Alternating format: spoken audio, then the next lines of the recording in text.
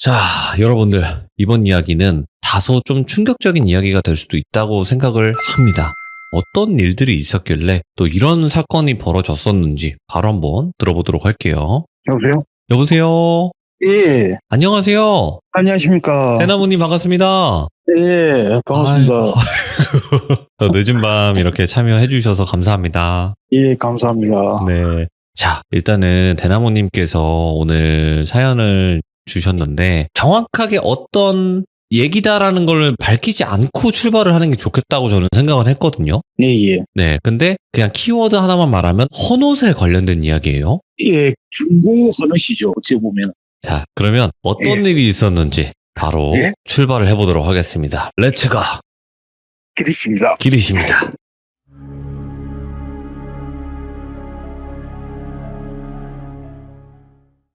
제가 한 초등학교 6학년부터 연가를 보게 됩니다. 귀신을. 예, 보게 된 이유가 참 이건 말하기가 좀 창피한데 저희 아버님이 집에서 과일이라든지 이런 걸 좀 잘 안 사주는 편이었어요. 그래서 이제 왜 어르신들 보면은 촌에 보시면은 조그만한 또란이라는 강이 있어요.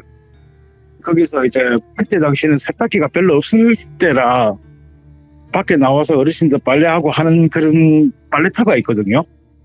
거기서 이제 어떤 어르신이 도랑가 강에서 이제 가위라고 막 촛불하고 막 이렇게 캐갖고 좀 빌으셨나 봐요. 근데 그래 빌고 나서 아침에 일어나고 제가 이제 솔직히 촌에 가면은 대부분 촌에 사신 분들은 제 나이 또래를 봤을 때는 좀 그렇게 풍족하지가 않은 부분도 많을 거거든요. 그래서 이제 과일이 있길래 내가 그걸 먹었나 봐요, 어렸을 때. 제가 그래 먹고 나서 한 3살 있다가 영화를 보게 됩니다. 아, 그걸 먹고 난 뒤로? 예. 그래서 제가 처음 본 영화는 조상님이었습니다, 조상님. 갓을 쓰고 옛날 한복처럼 입어갖고 내가 누워서 자고 있는데 그분이 제 머리맡 위에서 저를 쳐다보는 건 갓을 쓰고. 예. 그래서 눈을 딱 뜨고 깜짝 놀라서 누구냐고 물으니까 말을 안 해요. 그래서 막 소리 지르면서 누구냐고 막 이렇게 감지렀는데 이제 아버지하고 어머니가 오셔갖고 뭔 일이냐 물어보니까는 아 여기 할아버지 계신다고. 그러니까 아버지가 정신 나간 놈이라고 뭐 할아버지냐고 하니까는 아버지한테 할아버지가 계속 내를 쳐다보는데 왜 이거 못 보냐. 그러니까 이제 어머니가 아버지가 안 보이는 거죠. 그냥 안 밀뿐더러. 네. 그때부터 한 6개월 마지막 부분에는 진짜 심한 영가가 모습을 나타나는데 머리 따로 발 따로 예. 그런 사람이 내 앞으로 와요. 머리 따로 발 따로가 어떤 느낌이지? 머리는 자기 손으로 갖고 있고 아, 예. 다리는 없어요. 그냥 슬 와요, 슬. 전설의 고향 보면은 귀신이 그냥 슬 까는 거 있지 않습니까? 예. 그런 식으로 와요, 저한테.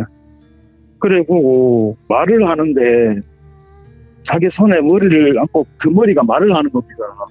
나 보여? 나 보여? 나 보이잖아. 그렇게 얘기하더라고요. 그래서 내가 너무 놀라서 진짜 입에서 거품 물고 쓰러져갖고 한 3일을 알아놓은 적이 있었거든요. 엄마, 예. 그래서 이제 도저히 안 되겠다 싶어가 아버지가 촌동네에 가보면은 왜 이런 거 좀 모시는 분 있지 않습니까? 네. 그런 할머니가 있어갖고 갔는데 그 할머니가 내려 딱 보자마자 너 뭐 어제 강에서 뭐 먹었냐고 물어보는 거예요. 그래서 내가 강에 있는 음식을 먹었다 그래 얘기를 했는데 그래 얘기하니까는 그냥 먹은 거는 그렇다 치고 네 눈에 영안이 튀었다고. 와. 근데 평생은 가지는 않은 끼고 길어야 30 중반에는 끝일 거라고 얘기를 하는 거예요. 그래서 그전에는 진짜 마음 단단히 묵으라고 이거는 내가 뭐 어떻게 닫아줄 것도 아니고 그냥 네가 이건 안고 가야 된다고. 네. 왜 그래 음식을 먹었냐고 막 그래 얘기하니까 제가 거기서 뭐라 얘기하겠습니까. 그래서 그냥 울고만 있고 막 이러고 있었는데 그 할머님이 아버님한테 야는 지금 그 음식 때문에 뭔지는 모르겠는데 지금 다른 사람과 달리 보는 눈을 갖고 있다. 좀 틀리게 돼 있으니까 너무 애한테 이상하게 얘기해도 뭐라 하지 마라. 지도 뭐 정신 상태도 너무 혼란하고 힘들 건데 계속 그러지 마라. 그게 더 심하면은 제가 그 심할 때는 막 농구병처럼 온 마당을 다 돌아다니고 온 동네를 다 휘젓고 다니는 겁니다. 나는 기억이 안 나는데.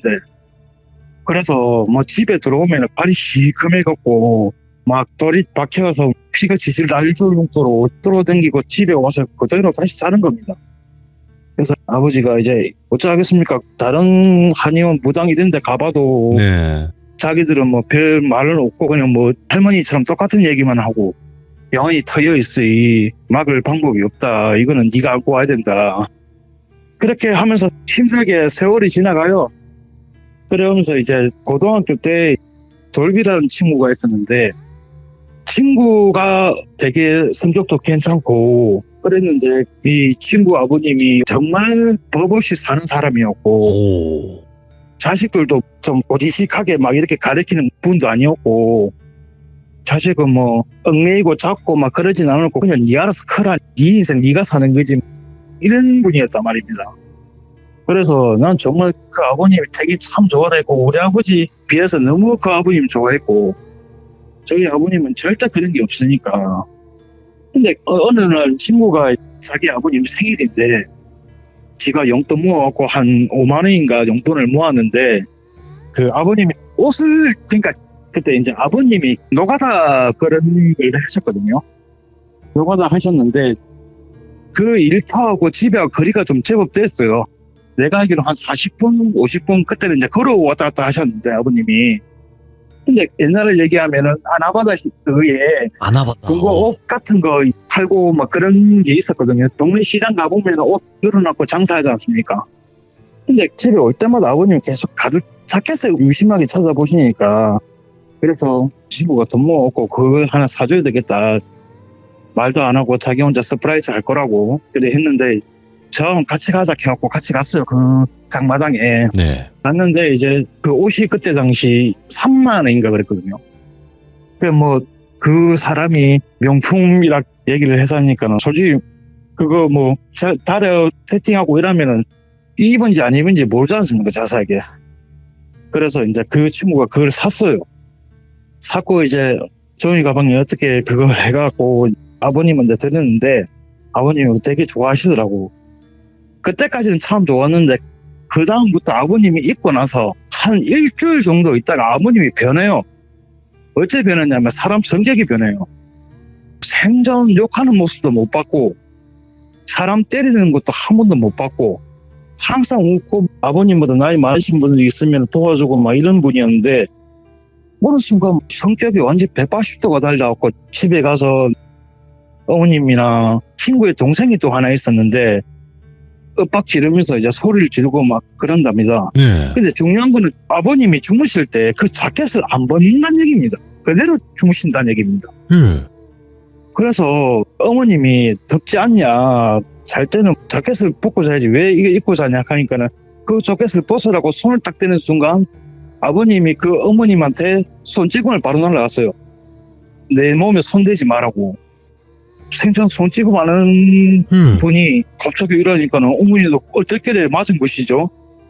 친구도 그 옆에 있었는데 왜 그러냐고 엄마한테 그래 얘기하니까 막 쌍욕 다 해가면서 아버님이 내 몸에 손대들은 다 죽인다 그래 얘기하니까는 왜 그러지 하면서 아버님하고 같이 못 자고 이제 동생하고 같이 셋이서 잤다고 하더라고요. 그래서 이제 우리 친구가 학교를 오니까는 인상이 별로 안 좋아요. 그래서 언니 왜 그러냐 물어보니까 한 일주일 정도는 말을 없더라고. 그냥 아니 뭐 그런 일이 있다 하면서 딱히 뭐 얘기는 안 하고 그 다음 일주일 지나고 한 2주 정도 되니까 애가 얼굴이 시퍼렇게 멍이 들어와요.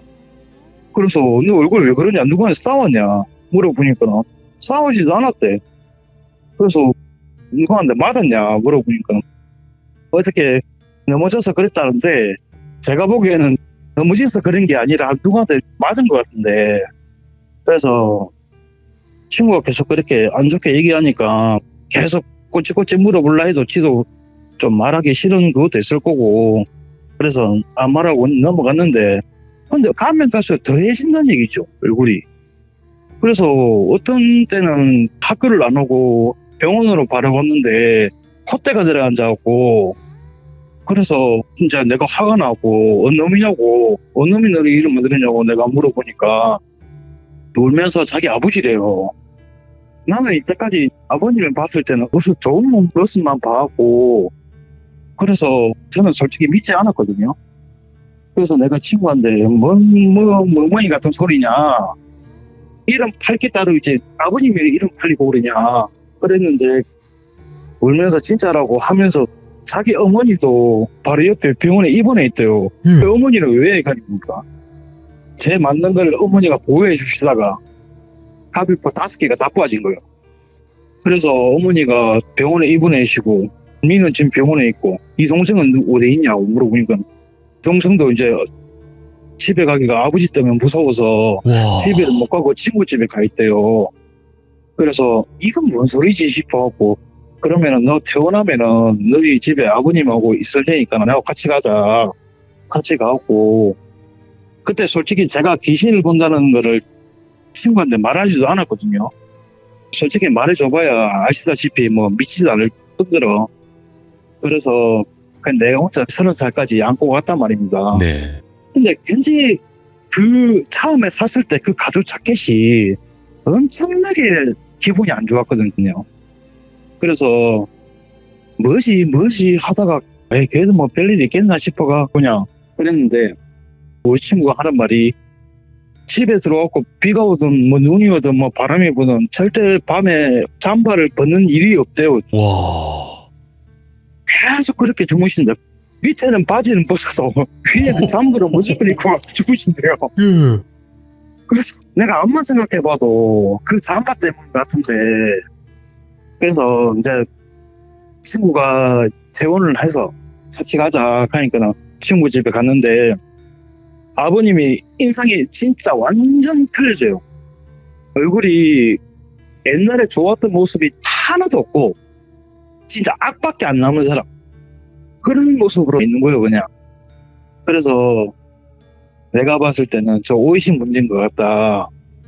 저는 평범한 옷이 아니고 뭔가 사연이 있는 것 같은데 우리가 그때 촌에서 5일에 한 번씩 장을 샀거든요. 그래서 이제 옷 파는 사람이 5일에 한 번씩 온다고 하니까 내가 그 사람을 너 만나고 물어봐야 되겠다 내가. 그래서 이제 친구와 같이 5일장 샀을 때 그 사람을 찾으러 당겼죠. 당기니까 이제 제 구석에 장사를 하시더라고. 그래서 아저씨 저 아시죠? 그러니까는 내가 우째 아냐고 물어보니까는 에이 며칠 전에 내가 가죽장바 하도 좋다고 해서 사는 사람 아닙니까? 아저씨 혹시 이 옷 새 거예요? 물어보니까 새 거래요. 아닌 것 같은데 그러니까 진짜라고.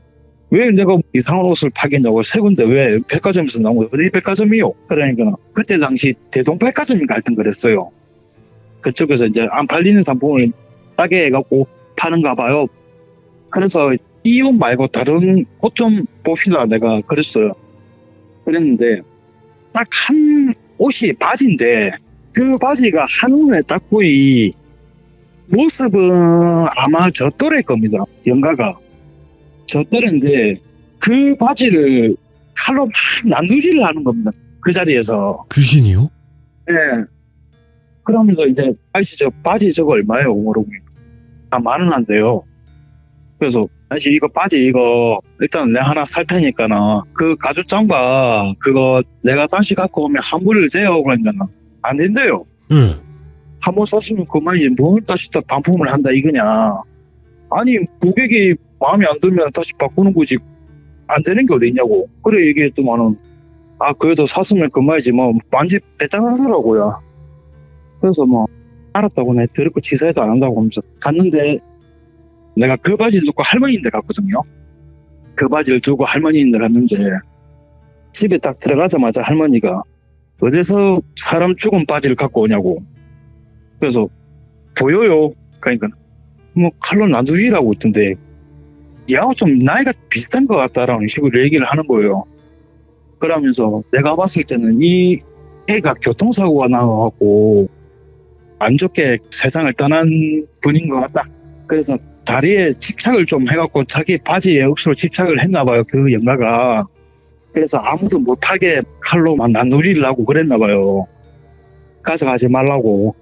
그러면서 이제 이 어디서 옷 바지를 샀노? 그러니까 아니 그게 아니라 친구가 이제 이 바지에 산 곳에 자켓을 하나 샀는데 친구 아버지가 어느 순간부터 사람이 달라지고 친구도 아버지한테 말 맞아고 콧대도 내려앉고 어머니는 뭐 갈비뼈가 나오고 병원에 입원해지고 뭔가 제 눈에는 느낌이 안 좋습니다. 제가 봤을 때는 그러니까 내일 아침에 다시 온나 그러면 할머니가 얘기해 줄게. 그리고 시간 날 때 친구 아버님 좀 보자. 그래갖고 이제 제가 그날 친구한테 니는 그냥 우리 집에 좀 같이 자자. 그래서 이제 자고 그 다음날 바로 할머니한테 가서 얘기 물어보니까는 옷 판 사람 어디 있냐고 당최. 그래갖고 이제 5일장에 한 번씩 쓰는 분이 있는데 왜 그러시냐 물어보니까 이 옷은 새 옷이 아니라 전부 다 안 좋은 선택을 한 거나 아니면 사고가 나거나 그런 거에 옷을 병원에 가갖고 다 수구를 내갖고 전부 다 재활용하고 팔고 있는데 이 연가가 안 붙을 일이 어디 있냐고. 그래서 처음에 솔직히 저도 안 좋은 느낌이 들었는데 솔직히 저는 내 눈에 확 들어오는 게 아니잖아요 이게. 그래서 이 자식 이거 할 길이 따로 있지 그래 사람 갖고는 무지하냐고. 그러면서 이제 일을 바득바득 가시면서 5일장 돼갖고 그 사람인데 갔는데 그 사람이 안 오더라고요 그때부터. 그래서 못 찾지 않습니까? 그러면 그 사람이 누군지를 알고. 그래서 내가 어떡하지요 물어보니까 그러면 친구 아버님인데 가서. 그래서 저녁에 이제 저하고 친구랑 그 할머니랑 같이 갔단 말입니다. 그래갖고 아버님 저 대나무입니다 하니까 원래 보통 거는 왔나 그래 뭐 이래야 되는데 썩 안 나가네 하면서 막 다 죽여버리겠다고 막 그러는 거예요. 그래서 아니 일단은 저 얘기 좀 합시다. 뭔 얘기해? 다 죽여버리기 전에 빨리 안 사주나 하면서 막 그러는 거예요. 그 할머니가 열받아가 문을 그때 팍 열고 들어갔는데 영가가 할머니 말로는 애기 어부바 하면서 딱 달라붙으면서 계속 사람 마음을 건든다고 해야 됩니까? 나쁜 쪽으로. 자기가 마음에 안 들면 안 좋게 얘기해갖고 때리거나 아니면 막 욕을 한다거나 칼 갖고 막 협박을 해갖고 휘두르거나 막 이렇게 난도질을 한 거예요, 그게. 그래서 이제 할머니가 아버님한테 이 썩을 게 어디서 앞에서 달라붙어갖고 지금 나한테 지리냐고 그러길래 그 아버님이 나가라고. 진짜 당신 여기서 묘자리 파기 싫으면 나가라고 막 그러는 거예요. 그러니까 내사 뭐 갈 때가 다 됐으니까 그거는 안 하는데 내 이놈 하나는 조지고 와야 되겠다. 그래서 이제 할머니가 저한테 낫 들고 오라는 거예요. 낫을. 그러니까 할머니는 딴 거 다 필요 없고 그 낫을 갖고 옷을 찢으려고. 어떻게 찢으면 해방이 될 것 같은데 무조건 옷만 뺏기면 무슨 답이 나올 것 같은데 그게 건전한 사람을 할머니가 상대하기는 좀 버거울 거 아닙니까? 그렇다고 해서 저도 뭐 아버님은 뭐 어떻게 할 거라 이건 도 아니고 그래도 어리시니까는 뭐 말은 못하고 그래서 이제 말기고 막 그랬는데 할머니를 저를 듣고 나오는 거예요. 나오고 내가 지금 하는 얘기 잘 들으라고 하니까 뭐냐고 물어보니까 내가 지금 낯을 하나 두고 친구 아버님을 내가 좀 어떻게 좀 자합을 할 건데 나중에 네가 어떻게 하기 전에 팔 뒤를 잡고 아무것도 손 못 대고로 그냥 네가 꽉 잡아놔라. 잡고만 있고 내가 그 옷을 찢을게다. 그러니까 알았다. 그래 하면은 내가 최대한 어떻게 해보겠다. 그래서 이제 둘이 갔는데 딱 들어가자마자 아버님이 칼을 갖고 있는 거예요. 그래서 이거 제압도 안 되겠고 이거 어떻게 해야 되지 하면서 아이씨 부끼부끼 나갔나 싶어갖고 어떻게 잘못하다가 아버님이 칼을 휘지어갖고 제가 이 얼굴에 살짝 끼웠어요. 아이고. 그래서 이때 알면은 평생은 못 돌릴 것 같은 느낌이 들어서 어떻게 아버님을 좀 눕혀갖고 팔 잡고 할머니가 그 옷을 찢었단 말입니다. 낫으로 막 다 꺾고 이러니까는 이제 아버님이 하지마 하면서 막 까음지르는 거예요. 다 죽여버리기 전에 하지마 하면서 막 그러길래 할머니가 시끄럽다고 그냥 막 다 찢어놓고 이제 그 옷을 갖고 불에 태웠단 말입니다. 그래서 나는 다 끝난 줄 알았어요. 그게 할머님이 됐다 하길래 다 끝난 줄 알았는데 한 일주일 정도 있다가 어머님이 돌아가 있어요. 어? 그게 어째 돌아갔냐면 회사에 돌아가 있어요. 예. 그 어머님 밤에 동생하고 친구 방에서 주무시고 있었는데 친구는 그때 시험 공부 때문에 친구 4명이서 만나가 시험 공부한다고 공부하고 있었거든요. 아침에 일어나니까 이제 전화가 온 거예요. 급하게. 빨리 집에 오봐라. 그래갖고 이제 친구 깨워갖고 갔는데 방에 들어가자마자 전부 다 피바닥이에요, 그냥.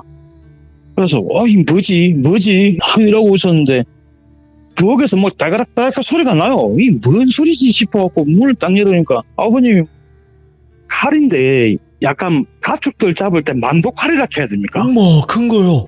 응. 그 어머님이 완전히 흐드흐드거렸거든요. 그래서 빨리 병원에 전화를 해라. 그래 얘기했는데 중요한 거는 우리 친구가 완전 눈이 뒤집힌 게 친구 동생도 죽었어요. 아버지한테? 예. 병원에 가자마자 다 돌아가신 거예요. 어머님하고 동생하고. 그래서 친구 저는 그냥 뻥친 거죠, 그냥. 근데 그 아버님이 칼 두고 저 앞으로 오더라고요. 그래 보고 말을 하는데 아버님이 하는 말이 왜? 요 찌짐은 내가 못할 거라 생각했나? 내 조만간에 너희 식구까지 잡아 죽일 테니까 나 기다리라고 하면서 도망을 간 거예요, 그냥. 어디 산속으로. 그래서 뭐지 하다가 어머님하고 동생분이 살리다가 빨리 차는 병원을 가자. 근데 가는 도중에 이제 전화가 온 거예요. 어머님하고 동생분이 생을 달리하셨다고. 그래서 우리 친구가 너무 화가 나가 이제는 아버지고 뭐고 할 거 없이 죽여버리겠다고 막 그러니까 실정설하지 말라고. 니는 일단 친척집에 잠시 가 있으라. 뭔 일이냐고 일단은 물어나 보자. 니 알고 있지? 하니까 니가 어차피 말을 해도 안 믿는다. 하니까 말해봐라. 하니까 실은 내가 초등학교 6학년부터 연가를 좀 봤다. 귀신은. 그리고 네 옷을 샀을 때 그게 새 옷이 아니라 아무래도 안 좋은 선택하는 옷을 세탁을 해갖고 판 옷인 것 같다. 내가 보기에는. 그래서 그 옷만 찢으면 다 해결이 될 거라고 생각했는데 옷을 찢어갖고 어떤 불에 태웠는데 쓰러지길래는 연가가 없어졌구나 생각했는데 이 내가 생각을 잘못한 것 같다. 안 떠나고 계속 붙어 있었나 봐. 근데 아버님이 만두 칼고 막 이렇게 내가 너희 집 가서 다 죽여버릴 거라고 이래 얘기했을 때는 그 연가가 안 보였어요. 네. 저한테는. 그래서 분명히 뒤에 연가는 없었는데 왜 저러시지 싶어서 이제 할머님인데 같이 뛰어가니까 어찌 된 거냐고 하니까 뭐 그럴 리가 없는데 가면서 네 눈에 보이더나. 저 눈은 안 보이는데 그 할머님이 그때 모습하고 지금 모습하고 다를 게 하나도 없다고. 아마 지금 더 했으면 되지 더 하지는 않을 거야. 그래 얘기했는데 그 사람 어디 갔냐고. 도망갔는데 일단은 뭐 남긴 말은 조만간에 우리 집에 와서 다 죽여버릴 거라고 이렇게 하고 도망갔는데 그것도 맨발로 도망갔어요. 아무것도 안 싣고. 그래서 이제 할머님이 내가 봤을 때는 돌비집으로 올 것 같다. 돌비집으로 일단 가보자 하면서 갔는데 집이 이제 아무래도 경찰이 오고 폴리스 라인 쳐져 있고 그쵸. 이제 좀 사건 그런 게 있을 거 아닙니까? 그러면 이제 시골 같은 경우에는 폴리스 라인 쳐져 있으면은 솔직히 좀 안 좋게 보지 않습니까? 그게. 네네. 무섭다 뭐 집에는 저주가 붙으니 막 이런 얘기가 다 나오는데 솔직히 옆에 친구가 있는데 그래 말하니까 저도 진짜 화가 나더라고. 아무것도 모르면서 그런 얘기를 하니까. 그래서 내가 화가 나서 어르신 아무것도 말하면 입 닫고 기다리세요. 왜 자꾸 실정 처리하고 있냐고. 사람 심정 벌벌 끄고가면서 그런 얘기 하지 말라고. 그래 얘기하니까 이제 어르신 덕분에 그 자리를 떴단 말입니다. 그래서 이제 할머니 혼자하고 폴리스 라인 쳐 있든가 말든가 그 하루 동안 그 집에 있었어요. 하루를 그 집에 있었는데 저는 약간 좀 연가를 느끼는 게 몸으로 느낀다는 게 보다는 약간 냄새를 좀 느껴요. 네. 예를 들어가 처음에 내가 귀신 봤을 때는 그 머리 따로 발 따로 온 귀신이 있지 않습니까? 그 귀신을 봤을 때는 완전 뭐 사람 썩는 냄새? 그런 냄새인데 절에 가보면은 왜 창 펴놓고 있지 않습니까? 네. 그 사람 외에는 전부 다 그 창 냄새였거든요. 그래서 그 가죽 잠바 그 했을 때 창 냄새가 좀 나더라고. 근데 그 중요한 건 냄새 나더라도 내 눈으로 보이지가 않으니까. 그래서 이제 감으로 잡기에는 너무 좀 애매하고 내가 너무 좀 이상한 것 같아서 네. 그냥 계속 숨겨갖고 그냥 제 치킨만 먹고 있었는데 이제 그때 한 밤 10시인가 그랬을 겁니다. 밤 10시에 이제 어느 순간 모르게 향냄새가 살짝 나는 거예요. 그래서 냄새 안 나요? 향냄새 안 나요? 아, 니는 그걸 느끼나? 그럼 이 집에 아직 안 떠나고 있는갑네. 그래서 아버님 옷장을 다 열어보니까 어디서 구매를 한지 모르는데 옷이 수십 개가 되는 거예요.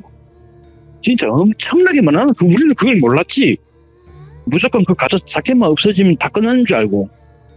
근데 그 옷장을 열어보니까 아버님이 언제 구매하신지 모르겠는데 엄청나게 많은 게 옷이. 와.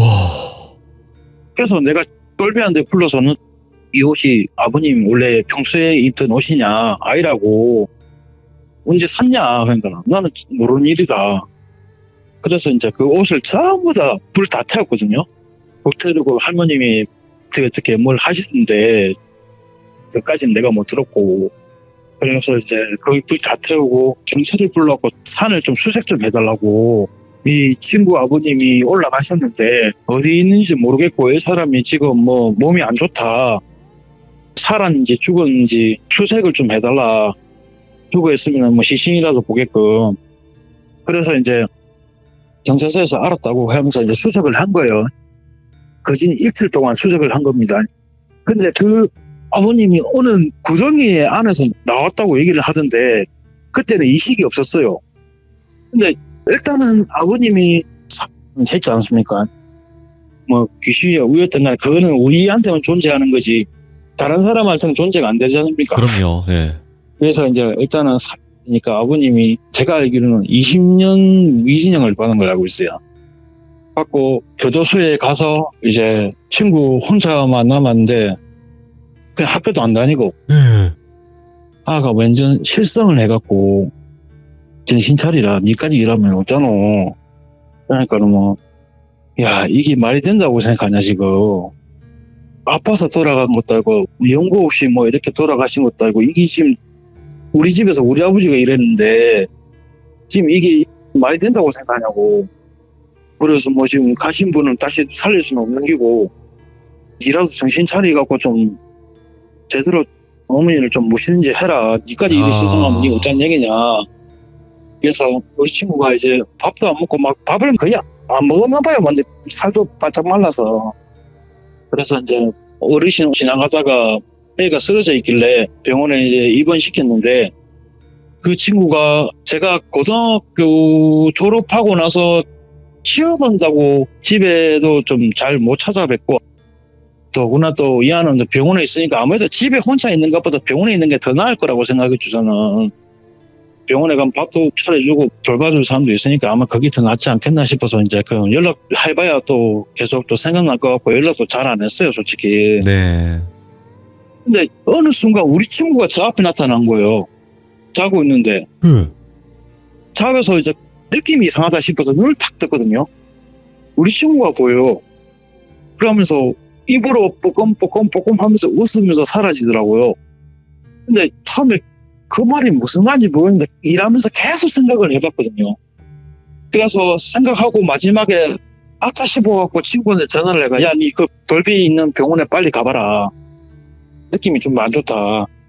그러니까는 알았다 하면서 병원에 갔는데 제가 꿈꾼 날 그날 이 친구가 잘못한 선택을 했죠. 그래서 친구가 옥상에서 안 좋은 그게 저한테 마지막 인사입니다. 미안하다.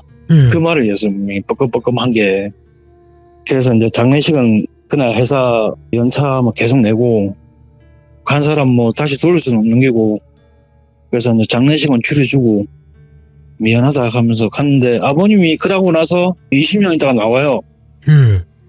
나오고 집에 가서 아버님도 안 좋은 선택을 하지야. 다 돌아가셨네. 예.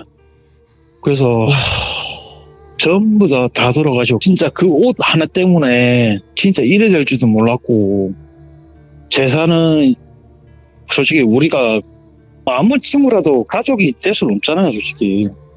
그래서 이제 일단은 뭐 친구하고 저하고 자주는 못 해줘도 1년에 한 번씩 술이나 좀 따라주고 벌초 같은 거 할 때 이제 그냥 뭐 온 김에 같이 한번 쓱 해주고 참 너무 안타깝습니다. 이게 저한테 제보를 주실 때도 헌호 때문에 줄초상이 난 이야기다라고 말씀을 해주셨어요. 예. 근데 이런 전기로 이런 일들이 벌어질 줄은 상상을 못했거든요. 근데 지금 아직까지도 솔직히 중고품 옷 같은 거는 아직까지 시중에도 많이 팔고 있을 거라 생각합니다, 저는. 그렇죠. 네. 예, 그래서 웬만하면은 중고품을 어떤 사연이 있을지 모르니까 그런 거는 되도록이면 사지 않도록 부탁드리겠습니다. 정말 너무 충격적인 이야기였고요, 오늘. 이게 안 보이는 사람들의 입장에서는 그냥 아버지가 갑자기 범죄를 저질러서 가족들을 다 해하고 그 뒤에 돌아오셔서 죄책감으로 인해서 잘못된 선택을 했다. 이렇게 예. 보이는 건데 예. 이게 귀신이 보였던 제보자분과 그리고 그 할머님 입장에서는 이게 귀신들이 장난을 친 거잖아요. 그렇죠. 그 이제 그 할머니 말로는 그 옷을 찢기 전에 이 옷을 찢으면 내가 대방이라 될 거라 생각하나? 하면서 막 그래 웃으면서 깨깨깨 웃으면서 안 하는 게 좋을 건데 하지 말지 뭐 이런 식으로 계속 얘기했나 봐요. 할머니가 괘씸해서 그때 분노 조절을 못해서 그런 건 모르겠는데 그 옷을 다 찢어갖고 아버님이 쓰러졌는데 그게 다 끝난 줄 알았죠, 저는. 근데 그게 아니었단 얘기죠.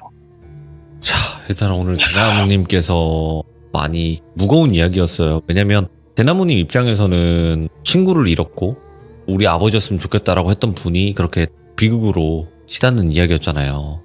그렇다 보니까 좀 많이 그때 당시 생각도 나시고 할 텐데 그래도 오늘 이야기를 이렇게 들려주셔서 너무나 감사드리고요. 잘 들어주셔서 고맙습니다. 아닙니다. 아이고 너무너무 고생 많으셨고요. 진짜 감사합니다. 예, 고맙습니다. 네, 고맙습니다. 예. 이야기를 이렇게 들려주시면서 너무 진정성도 느껴지면서 이야기가 이렇게 비극으로 끝이 나긴 했어요. 이번 이야기는. 그래서 헌옷 하나가 들어온 뒤로부터 집안에 줄초상이 났던 그런 이야기였고 모르겠어요, 여러분들. 중고 구매하실 분들은 구매하시고 안 하실 분들은 안 하시고 그거는 본인들의 선택이라고 저는 생각을 합니다. 하지만 이런 일들도 있다라는 것을 여러분들도 알고 계시면 좋을 것 같아요. 그냥 단순히 뭐 정신적인 이상이 있었겠지라고 생각하시는 분들도 계시겠지만 글쎄요, 보는 분들이 봤을 때는 귀신의 장난이고 귀신이 씌어서 이런 행동을 할 수도 있다고 충분히 볼 수 있기 때문에 여러분들의 선택은 항상 존중하도록 하겠습니다. 항시 조심하시길 바라겠습니다. 시청해주신 모든 분들 감사드립니다. 고맙습니다.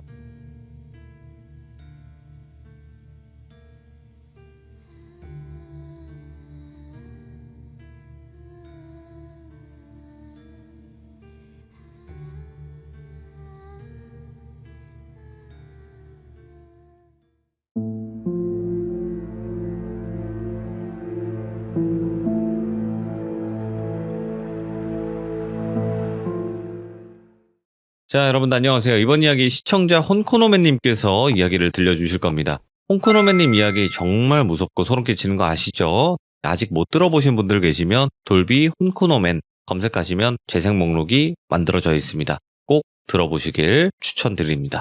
자, 어떤 이야기일지 들어보도록 할게요. 안녕하세요. 네, 안녕하세요. 아유, 반갑습니다. 안녕하세요. 네, 반갑습니다. 네. 오늘 해주실 이야기가 어떤 이야기일지는 간단하게만 이야기해 주시면 좋을 것 같아요. 오늘 들려드릴 이야기는 저와 제 동생이 둘이서 겪은 귀신에 시달린 이야기를 해드릴 건데, 오늘 사연을 한마디로 표현을 해본다면 당시에 저와 동생이 귀신에 시달린 이야기의 완결판이라고 정의를 그냥 내릴 수 있을 것 같아요. 오, 그치. 동생분과 홍코노맨님께서 겪으신 이야기가 정말 소름 끼치거든요. 정말 일반적이지도 않았고, 그래서 오늘은 어떤 걸 또 겪으셨을지 바로 한번 들어보도록 하겠습니다. 렛츠가! 길이십니다. 홍코노맨님입니다.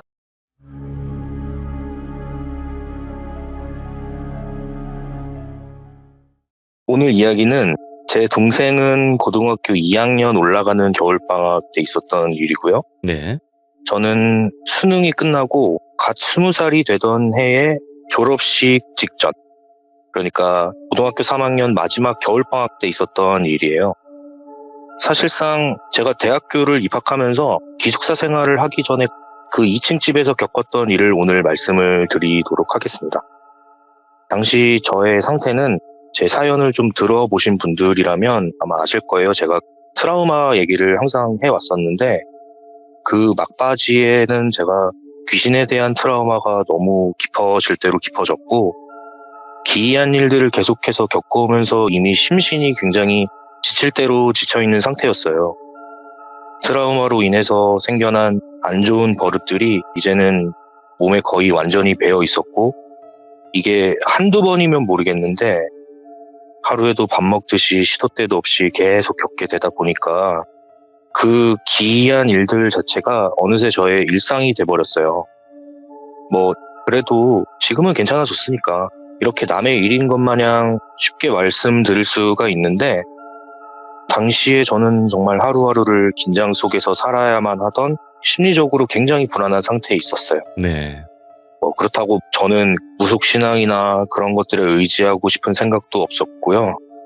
그게 해결책 중에 하나라고 생각을 해보지도 못했고 누군가에게 지금 내가 처한 모든 것을 오픈하고 싶다는 생각마저 아예 들지 않게 됐어요. 그냥 이게 내 팔자니까 그러다 보면 어느 순간 괜찮아지겠지. 이런 생각만 늘 하면서 마음의 문이 닫혀진 상태에서 지내던 상태였고 네. 제가 개인적으로 무서웠던 그 순간순간은 제가 전혀 생각지도 못하던 뜬금없는 포인트에서 갑자기 툭 튀어나와서 저를 당황시키게 만든다는 점이었어요. 다시 말해서 그냥 저의 일상생활에 자연스럽게 모습이 보인다는 게 잠깐이라도 하루하루를 마음을 놓지 못하게 만들더라고요. 그래서 항상 주변을 살펴보면서 눈치를 보거나 다리를 떤다던가 손톱을 물어뜯는다던가 하는 행동들을 무의식적으로 하게 되면서 제가 하루하루를 긴장 속에서 보내야만 했습니다. 네. 아무튼 저는 그렇게 수능이 끝나고 나서 겨울방학이 시작이 됐고 20살이 되던 2010년 제가 그동안 해보지 못했던 거를 하나하나씩 해보기 시작을 했어요. 당시 저희 고등학교는 두발의 규제도 심했기 때문에 머리도 마음대로 기를 수가 없었어서 파마랑 염색을 방학 기간에 했고요. 그리고 또 성인이 됐으니까 친구들과 당당히 민증을 가져가서 술자리에도 한번 가보고 지금도 후회하고 있는 흡연도 그때부터 시작을 하게 됐어요. 어색하지만 성인이 할 수 있는 것들을 하나하나 따라해보기 시작했던 거죠. 그렇게 졸업식 때까지 시간을 그냥저냥 보내고 있던 어느 날 제가 친구들과 4명이서 시내로 나간 적이 한 번 있었어요. 시내 오랜만에 듣네요. 예. 저희는 지방이다 보니까요. 네네. 제가 원래는 뿔테 안경을 학창시절 내내 끼고 다녔었는데 안경이 실증 나기도 했고 안경이 불편하기도 하니까 렌즈를 하나 맞춰보려고 안경 가게로 가게 됐어요. 네. 근데 보통 안경을 맞추던 렌즈를 맞추던 우선 시력 검사를 먼저 하게 되잖아요. 네, 그렇죠. 게다가 오랫동안 같은 안경을 껴왔다 보니까 제대로 현재 저의 시력이 어떤지를 잘 알 수가 없었어서 검사를 한 후에 현재 시력에 맞춰서 알맞게 렌즈를 구매해야만 했어요. 일단 친구들은 밖에서 기다리고 저 혼자 검사실에 들어가서 검사를 하게 됩니다. 처음에는 빨간색, 초록색 중에 뭐가 더 진하게 보이냐, 어디가 더 선명하냐 이런 식의 검사를 했어요. 그러고 나서 그 다음 검사는 크기별로 글씨를 하나하나씩 찍어주셔서 대답하는 그 검사 있잖아요. 있죠. 그렇게 측정하는 검사였는데 직원분이 자, 요거 한번 읽어보시겠어요?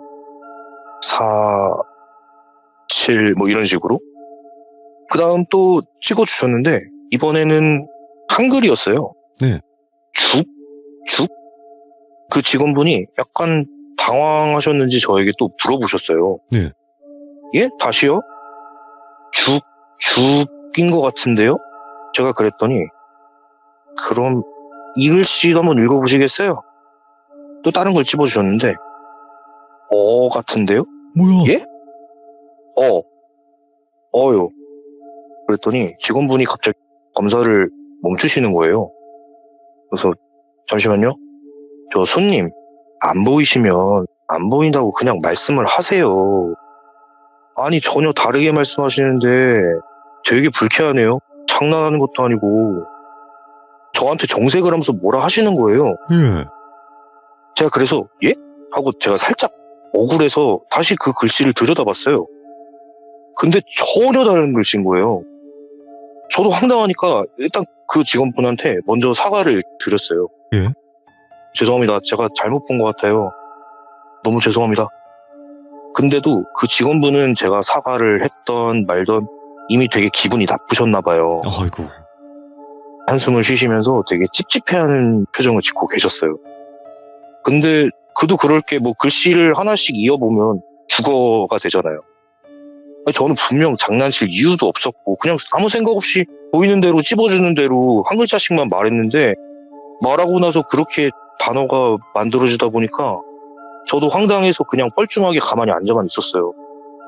그렇게 잠깐 어색한 공기가 흐르다가 그 분이 다시 한숨을 쉬시면서 자, 검사 마저 합시다 하고 그냥 시력 검사를 이어가셨어요. 네. 솔직히 제 입장에서는 보이는 대로 얘기를 했는데 그분 입장에서는 그게 아니니까 서로 기분 나쁘네. 어쨌든 그쵸. 아니 그럼 네. 어쨌든 제가 잘못한 거라고 일단 생각을 해서 네. 그냥 아무 말도 못 하겠고 눈치가 보여서 조용히 시키는 대로 했어요. 그러다가 다른 검사를 하게 됐는데 제가 이제 돌비님께 보내드린 그림이 있는데요. 그 그림은 시력 검사 중에 이마를 대고 턱을 받쳐서 뭐 얼굴을 고정시킨 다음에 동그란 구멍 안을 이렇게 들여다보면 그 그림처럼 푸른 하늘에 초록 잔디밭 동산 위에 뭐 빨간 지붕의 집이 그려진 그림 가지고 선명한지 아닌지를 판단하는 검사가 있잖아요. 열기구도 있죠. 예, 이런 거. 예, 근데 제가 기억하기로는 그런 식의 그림이었던 것 같아서 네. 그렇게 그렸고 제가 그거를 하게 됐어요. 지금은 잘 보이세요? 하면서 찰칵 소리인가 뭐 그런 게 나면서 점점 제 눈에 맞춰서 렌즈를 조절하고 있었는데 렌즈를 추가했다 뺐다 할 때마다 어두웠다가 다시 그림이 뭐 선명하게 나오고 했던 걸로 저는 기억을 하거든요. 근데 처음에는 그냥 풍경만 있었는데 그 빨간 지붕집 바로 옆에 누가 서 있는 거예요. 어떤 여자가. 온통 푸른밭의 밝은 배경 한 구석에 되게 차갑고 칙칙한 느낌의 뭔가 풍경이랑은 이질감이 느껴지는 어떤 한 여자가 서 있는 게 갑자기 딱 보이니까 제가 너무 깜짝 놀랐어요. 근데 아까도 제가 말씀드렸지만 저만 그렇게 보일 뿐 저랑 같이 있던 그 직원분은 지금도 아직 약간 기분이 언짢은 상태였기 때문에 제가 최대한 얌전히 안 보이는 척 그냥 아무렇지도 않게 그냥 평소대로 연기를 해야만 했어요. 네. 그분의 심기를 건드리면 안 되니까. 잘 안 보여요. 아까보단 잘 보여요.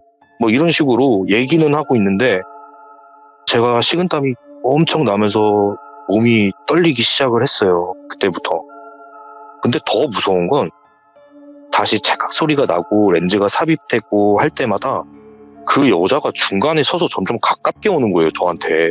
근데 이게 단순히 사진을 보는 그런 느낌이 아니라 그 구멍 안을 제가 들여다보고 있기 때문에 바로 눈앞에서 점점 다가오는 게 보이니까 진짜 미쳐버리겠는 거예요. 우와. 그때 그 직원분이 제 상태를 보셨는지 그러시더라고요. 지금 좀 더우신가요?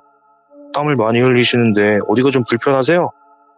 아, 아닙니다. 괜찮습니다. 하고 제가 잠깐 머리를 좀 떼고 심호흡을 좀 크게 하고 다시 들여다봤어요. 근데 들여다봤는데 배경은 하나도 안 보이고 그냥 온통 새까맣게 어두워서 하나도 안 보이는 거예요. 그래서 제가 직원분한테 안 보이는데요? 그랬더니 아 그러세요? 잠시만요 하더니 찰칵 소리가 나고 진짜 바로 앞에 눈동자 하나가 아주 바짝 붙어서 눈을 탁 치켜뜨고 쳐다보고 있는 거예요. 저를. 눈 하나가 크게 바로 눈앞에서요. 그 여자가 렌즈에 바짝 붙어서 저랑 마주보고 있는 거예요. 제가 거기서 너무 놀라서 악소리가 나는 걸 진짜 겨우 참고 입을 손으로 틀어막고 훅 하고 소리가 나오는 걸 억지로 틀어막았어요. 우와. 그러고 제가 도저히 못 들여다보겠어서 직원분한테 저 잘 보여요. 저 이 정도면 될 것 같아요. 그렇게 대충 말씀드리고 그냥 거기서 황급히 검사를 마무리 지었어요. 예. 그러고 검사실을 나왔는데 밖에서 저를 기다리는 친구가 야, 검사 받는데 그렇게까지 땀을 흘리냐? 그러더라고요. 제가 겉으로도 진짜 티가 많이 났나 봐요. 아무튼 친구들이랑 조금 기다렸다가 렌즈를 받고 그대로 나왔어요. 안경점을 나왔는데 뭐 눈을 감든 뜨든 그 눈의 잔상이 계속 머릿속에 아른아른거리는 거예요. 그래서 제가 친구들보다는 빠른 걸음으로 막 걸어왔던 기억이 그때 당시 나요. 그렇게 10분 정도를 걸어서 제가 약간 괜찮아지면서 잔상이 좀 사라질 즈음에 저희가 그 다음으로 도착한 곳은 주얼리샵이었어요. 네. 성인이 되고 나서 귀걸이를 해보고 싶더라고요. 당시에 귀걸이 하는 애들도 꽤 많았고 같이 갔던 친구도 한지 얼마 안 됐다는데 해보라고 막 저한테 추천을 해줘서 제가 렌즈를 맞출 겸 귀걸이도 맞추자 해서 같이 가게 된 거예요, 친구랑. 그래서 주얼리샵에 들어가니까 친구랑 뭘로 할까 고르다가 하나를 골랐어요. 근데 그 주얼리샵의 사장님이 그러시더라고요. 양쪽 다 하시나요? 아니면 한쪽만 하시나요? 물어보시길래 양쪽 다 할게요 라고 했어요, 제가. 근데 제가 그때는 귀걸이를 처음 하는 거다 보니까 좀 두렵더라고요. 사장님이 뚫어준다고는 하셨는데 이게 막상 해보니까 그렇게 아프지는 않았었는데 귀에 구멍을 뚫는다고 생각하니까 아직 경험을 해보지 않은 당시의 저로서는 너무 무섭더라고요. 예. 몸에 구멍을 뚫어야 된다는 게. 그래서 뭐 제가 그때는 긴장도 되고 해서 주먹을 꽉 쥐고 그냥 제가 눈을 질끈 감았어요. 근데 사장님이 뒤에서 왼쪽 귀를 먼저 뚫어주려고 하시는데 반대쪽에 오른쪽 귀도 동시에 누가 만지는 거예요. 제가 눈을 감고 있는 상태였는데. 그래서 제가 순간 사장님 말고 친구가 같이 뚫어주려는 건가? 라는 생각을 하는 딱 그때 오른쪽 귀를 만지작거리는 누군가가 제 뒤에서 숨을 입으로 헉헉하고 쉬는 소리가 들리는 거예요. 그러니까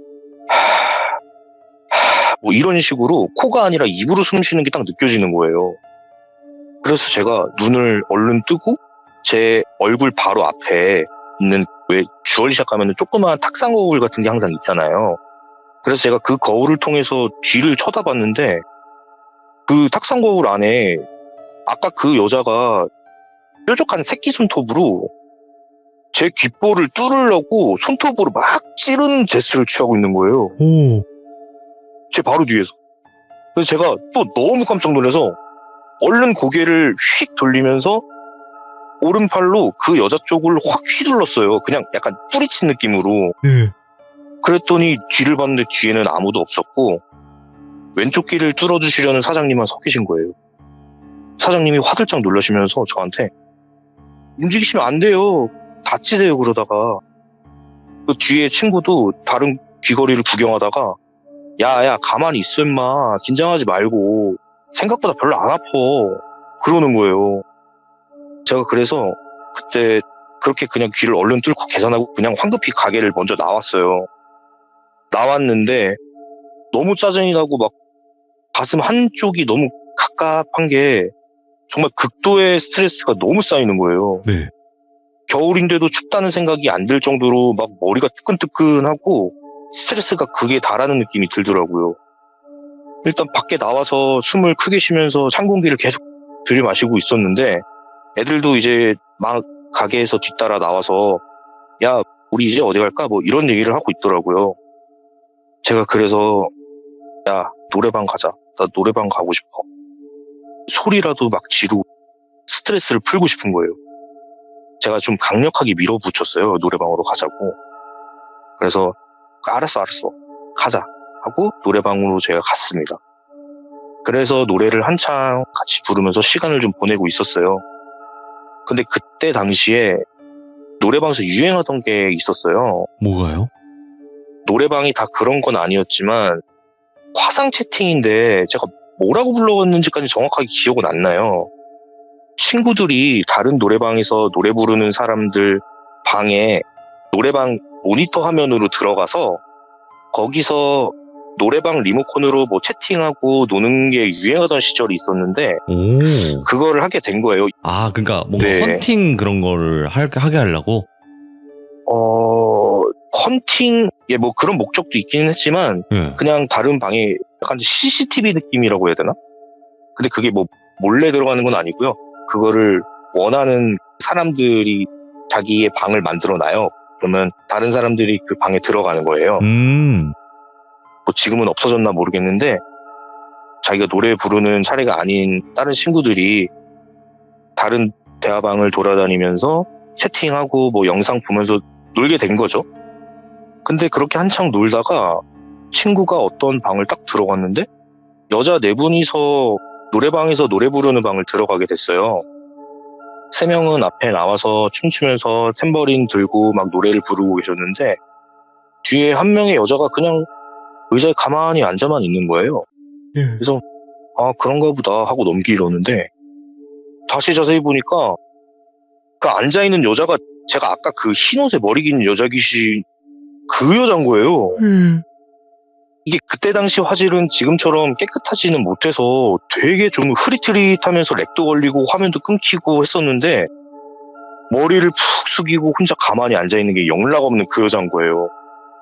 제가 그래서 친구가 들고 있는 리모컨을 얼른 뺏어서 그 채팅방을 급하게 막 나갔어요, 눌러서. 근데 제가 리모컨을 급하게 뺏으면서 저희 노래방 안에 전체 화면으로 나타내주는 걸 제가 눌렀나 봐요.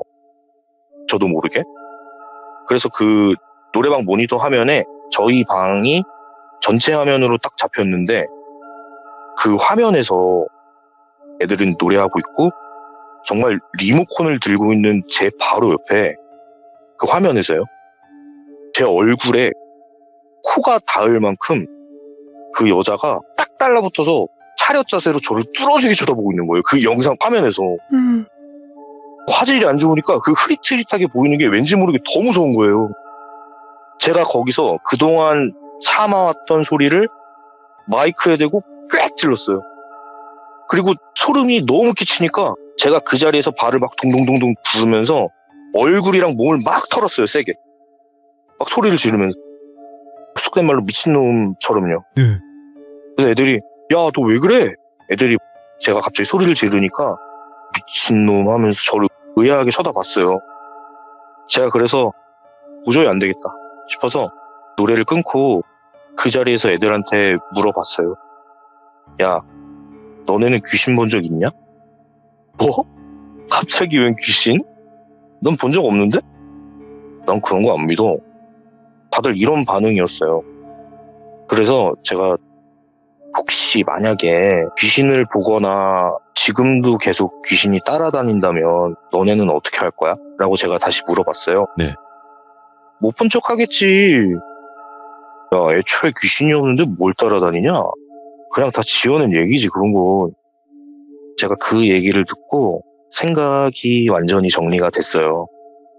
그래, 애초에 이런 얘기 해봤자 믿어주는 사람이 어딨어. 결국 사회에서는 나같이 귀신 보고 그런 사람은 인정받기 힘들겠네.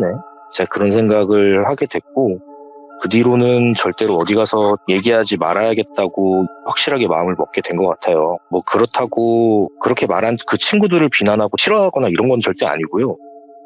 그냥 이게 당연한 세상의 이치구나. 그냥 제가 인정을 해버린 것 같아요. 그리고 그때까지만 해도 저와 비슷한 경험을 하는 사람을 저는 본 적도 들어본 적도 없었기 때문에 이야기를 터놓고 할 수 있는 사람이 전혀 없기도 했었어요. 네. 아무튼 제가 그날 노래방을 나와서 저는 친구들이랑 술을 마셨어요. 네. 근데 제가 그날 기분이 안 좋아서 그랬는지 술을 엄청 마셨어요. 필름도 처음으로 끊길 정도로 제가 그때 마셨었고 네. 술자리를 이제 막 가졌던 갓 20살이었기 때문에 제가 뭐 평소에 술을 먹어본 적이 없어서 술을 자제하고 뭐 술을 어떻게 조절하는지 이런 것도 몰랐고 제 주량도 제대로 몰랐던 완전히 그냥 풋내기였거든요. 네. 아무튼 제가 그 숙취 때문에 한 이틀 정도를 아무것도 못하고 알아 누웠었어요. 근데 제가 이 이야기의 결말을 들은 건 정말 뜻밖의 얼마 전에 동생의 입에서 나온 말이었어요. 예. 시참을 진행하면서 제가 동생에게 자기가 그동안 겪었던 많은 일들을 들었다고 항상 제가 말씀을 드려왔었잖아요. 맞죠. 지금부터 해드릴 이야기는 제가 그날 술을 너무 많이 마셔서 필름이 끊겨서 기억이 안 났을 때 동생이 저를 보면서 겪은 이야기예요. 야, 이제부터는 동생의 시점입니다. 제가 그날 술을 얼마나 많이 마셨는지 집에 어떻게 갔는지도 기억이 안 날 정도로 너무 취해 있었는데 동생이 집에 있다가 비틀거리면서 집 안으로 들어오는 저를 봤대요. 형, 성인 되더니 벌써부터 그렇게 술을 마셔? 그러면서 제 방으로 들어가는 저를 보면서 얘기를 했대요, 그렇게. 네. 근데 그냥 형인 제가 대꾸도 없고 워낙 정신없이 그냥 흔들흔들 거리면서 들어가니까 그냥 방에 가서 자나보다 하고 동생은 그냥 자기 방에 있었대요. 네. 근데 갑자기 동생 방으로 제가 오더니 문을 확 열었다는 거예요. 그러더니 야, 너도 귀신 보냐? 제가 대뜸 그랬다는 거예요. 예. 갑자기 뭔 소리야? 말해봐. 지금도 내 옆에 누가 있냐? 제가 술에 취했는지 몸도 축 처지고 고개를 숙이고 막 노려보면서 목소리에 힘도 안 들어간 것처럼 목소리를 막 되게 깔면서 물어봤대요. 이런 식으로. 네. 형, 쓸데없는 소리 하지 말고 자, 그냥.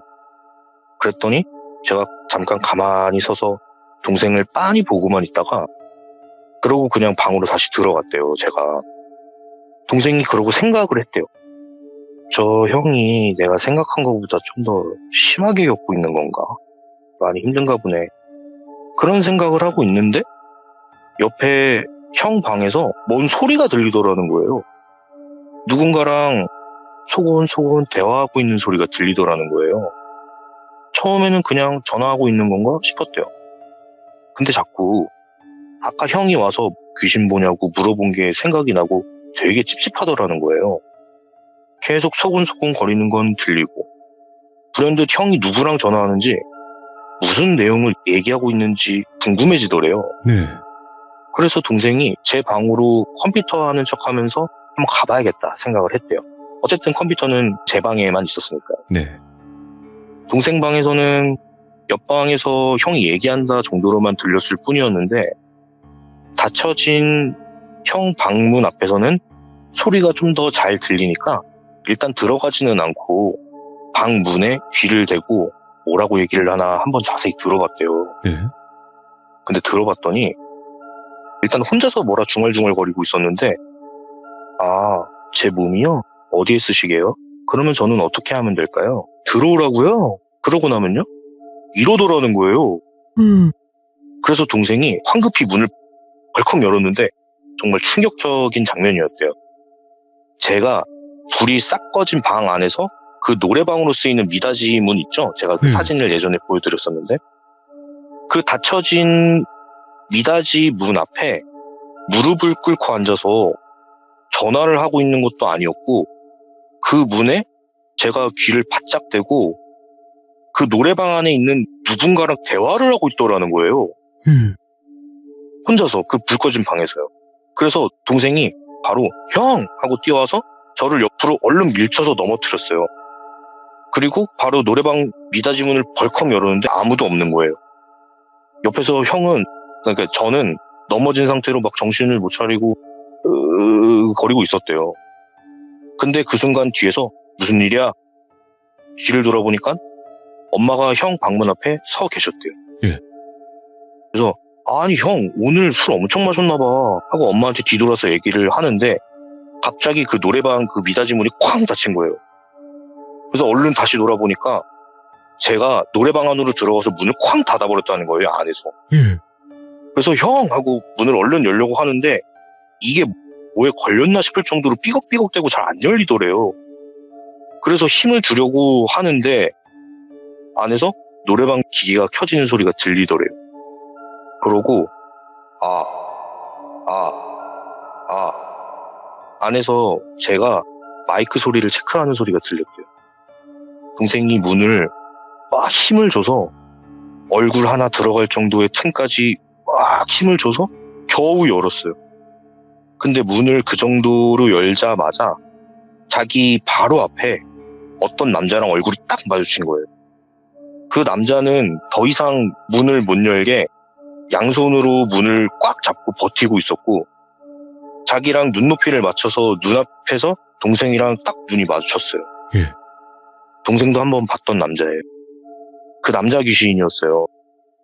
그 빨간 립스틱 와. 남자 귀신. 토마스의 친구들의 그 눈에 광대뼈가 유난히 튀어나온 그 대머리 남자.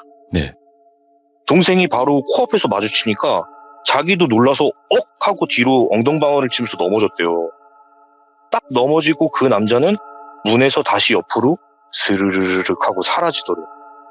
그 동생이 넘어져 있는 상태로 뒤를 얼른 돌아보면서 엄마, 형 좀 도와줘 빨리. 근데 뒤에 또 엄마 없어진 거예요. 그래서 뭐야, 엄마 어디 갔어? 근데 지금 일단 그거보다 더 중요한 거는 일단 형이 노래방 안에 귀신이랑 같이 있다라는 거잖아요. 그래서 막 다시 뛰어가서 다시 문을 열었어요. 드디어 문을 확 열었는데 그 남자는 없고 저만 혼자 마이크만 들고 노래방 화면만 가만히 뚫어지게 쳐다보고 있더래요. 그래서 아, 형 빨리 나와. 그래서 저를 막 끌고 데리고 나오고 노래방 기계 얼른 끄고 문까지 다 닫고 나왔어요. 그래서 저를 일단 침대에 눕히고 일어났는데 순간 소름이 확 끼치는 거예요, 동생이. 아까 분명히 엄마를 봤잖아요. 생각이 난 거예요, 얘가. 그날은 엄마 아빠가 주말에 지인들이랑 1박 2일 펜션을 가셔서 와. 내일 점심은 지나야 집으로 돌아온다고 하셨던 날인 거예요. 예. 그러니까 제가 집에 들어오기 전까지는 그 집의 동생은 계속 혼자만 있었던 거예요. 여태까지 계속. 동생이 거기서 가만히 서서 몸을 못 움직이겠더래요. 소름이 끼치니까. 그나마 같이 있는 형이라는 애는 술 취해서 옆에서 막 자고 있지. 집에 자기밖에 없다고 생각이 드니까 갑자기 확 무서워진 거예요, 얘가. 그대로 제 방에서 방문 쪽으로 몸을 향해서 가만히 동생이 서 있었는데 제 방에서는 바깥에 현관문 쪽이 보여요. 그 현관문은 저희 집이 울퉁불퉁한 불투명 유리가 되어 있었어요. 네. 동생이 그쪽을 무심코 바라보면서 벙쪄서 가만히 서 있는데 현관문 그 유리에 누가 머리 위쪽에 이마만 보이는 정도의 높이로 현관문 쪽을 슥 지나가더라는 거예요. 그 유리로 봤을 때 이마까지만 나오는 거면 키가 되게 작은 사람이었겠죠? 동생이 그래서 거기 가만히 서서 엄마? 엄마예요? 왔다 갔다 왔다 갔다 하더라는 거예요, 계속. 동생이 다시 말했대요. 엄마 아니지? 누구야 너? 왔다 갔다 왔다 갔다 탁 멈추더래요, 창문에서. 그러더니 천천히 창문에서 얼굴이 점점 올라오는 거예요. 동생이 생각을 했대요. 저 여자 원래 키가 작은 게 아니라 허리를 굽히고 있었던 거구나. 나 안 보이게 숨어 있으려고. 불투명 유리다 보니까 이목구비가 뚜렷하고 선명하지는 않았지만 모자이크 처리가 된 것처럼 그 여자가 똑바로 창문을 통해서 안을 들여다보고 있었대요. 근데 밖에서 그 여자가 손톱으로 창문을 톡톡톡 두드리더래요. 그러더니 그 밖에서 톡톡톡 안녕하세요. 누구세요? 톡톡톡 안녕하세요. 누구시냐고요? 톡톡톡 문 좀 열어보세요. 아니 누구시냐고요? 톡톡톡 안녕하세요. 문 좀 열어보세요. 톡톡톡톡톡 문 좀 열어보세요. 너 사람 아니지? 제가 오늘 꼭 가져갈 게 있어서 그러는데 문 좀 열어보세요. 톡톡톡톡 문 좀 열어보세요. 문 좀 열어보세요. 그래서 제 동생이 아니 내가 당신이 누군지 알고 문을 열어. 문 부셔버린다? 그러니까 계속 그 창문에 미동도 없이 가만히 서서 협박을 하더라는 거예요. 그래서 동생이 아니 뭐 가져가려고 그러는데요? 아, 뭘 찾는데요? 그랬대요.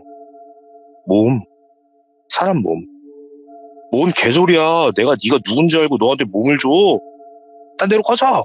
뭐 이런 식으로 욕을 하면서 소리를 질렀대요. 소리를 딱 질렀는데 그 여자가 이상하네? 형이 아니잖아. 그러더라는 거예요. 이상하네. 형이 어디 갔지? 저기요, 형은 어디 있어요? 네가 우리 형 어디 있는지 알아서 뭐하게. 내가 찾고 있는 거거든. 그 여자가 그 얘기를 그렇게 하고 거기서 동생이 욕을 막 했대요. 막 하고 이게 얘도 무섭고 하니까 문을 열지는 못하고 현관문 앞에 가서 그 여자한테 가서 그 현관문을 주먹으로 쾅 치면서 꺼지라고 소리를 고래고래 질렀대요. 근데도 그 여자는 미동도 없이 가만히 서서 조용히 있었대요. 가만히. 그 동생이 약간 흥분을 해서 막 소리를 지르는데도 얘는 아무렇지도 않게 그냥 가만히 조용히 서 있으니까 소리치던 동생이 그걸 멈추고 그 바로 앞에서 유리를 통해서 가만히 그 여자만 쳐다보고 있었대요. 선명하지는 않았지만 그 여자는 분명히 뭔가 생각하는 것처럼 보였어요. 그러더니 갑자기 제 방에 쇠창살이 되어 있는 창문이 있는데 그쪽으로 갑자기 막 탁탁탁탁탁 하고 막 뛰어가더라는 거예요. 그 여자가 막 뛰어가는데 동생이 생각해보니까 형 방에 쇠창살로 되어 있는 그 문 쪽을 들어오지는 못하지만 잠겨있지는 않았거든요. 그래서 동생도 제 방으로 막 뛰어왔어요. 막 뛰어왔는데 이미 그 여자가 쇠창살 틈으로 손을 쭉 뻗어서 방 안으로 팔을 깊숙이 넣고 침대에 누워있는 저를 잡으려고 막 안간힘을 쓰고 있었다는 거예요. 찾았다 찾았다 찾았다 찾았다 찾았다 저하라 막 소리를 지르면서 그러고 있더라는 거예요. 진짜 말도 안 되는 손길이로 막 방 안을 휘저으면서 그 쇠창살에 완전히 가깝게 붙어서 어떻게든 잡으려고 안간힘을 쓰고 있었다는 거예요. 손이 너무 길고 기괴하니까 감히 손을 칠 생각도 뭐 때리거나 이러지도 못하고 동생도 제가 자고 있는 침대 벽에 붙어서 최대한 저를 벽 쪽으로 끌어서 붙게 했대요. 얘가 어떻게 해야 되나 이거 어떻게 이러고 있었대요. 근데 다행히 침대까지 팔이 닿을 정도는 아니었다고 하더라고요. 그 여자가 도저히 안 되겠던지 결국 포기하고 팔을 다시 뺐대요. 그러고 한참을 창문에 가만히 서서 동생을 계속 뚫어지게 쳐다보더래요. 그러더니 옆으로 몸을 돌려서 천천히 걸어나가면서 다시 조용히 사라지더래요. 그 동생이 그 여자가 일단 사라지자마자 일단 뛰어가서 창문부터 얼른 잠갔어요. 그러고 바로 주저앉았어요. 근데 얘가 진이 빠지니까 그대로 털썩 주저앉는 게 아니라 창문을 잠그고 창문 밑에 그대로 흘러내리듯이 벽을 타고 이렇게 등대고 이렇게 주저앉는 거 있잖아요. 흘러내리듯이 주저앉았는데 형이 안 보이더래요. 제가 없어진 거예요. 그러니까 지금 동생은 그 불 꺼진 방에 혼자 창문 밑에 앉아 있는 거예요. 이야. 제 동생이 그 자리에서 주저앉은 상태로 가만히 벙쪄 있었대요. 근데 그 순간 누가 현관문을 열고 들어오더라는 거예요. 동생이 그 여자 귀신인 줄 알고 현관문으로 잠그려고 막 뛰어나갔는데 들어온 사람은 정말 뜻밖에도 엄마랑 아빠랑 그리고 저였대요.